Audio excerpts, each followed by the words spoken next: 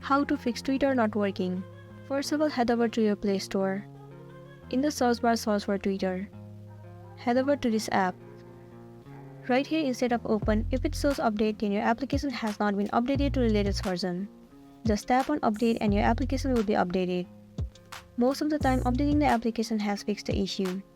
But if it doesn't work for you, then in the next step what you can try doing is head over to your settings. Move into apps. Tap on see all apps. Right here you need to search for the application Twitter and then head over to it. Tap on storage and cache. So right here you need to clear the cache and the storage of this application. So tap on clear cache and then clear storage. Click on OK.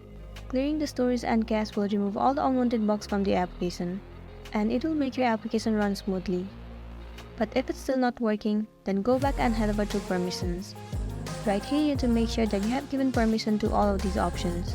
If not, you need to allow the permissions manually. Once it is done, you'll be good to go. But if you're still facing the issue, then it might be because the server of the application is down. In this case, all you have to do is wait for the Twitter to fix their server, and then you'll be good to go.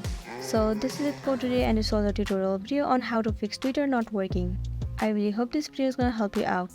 Thank you for watching it till the end.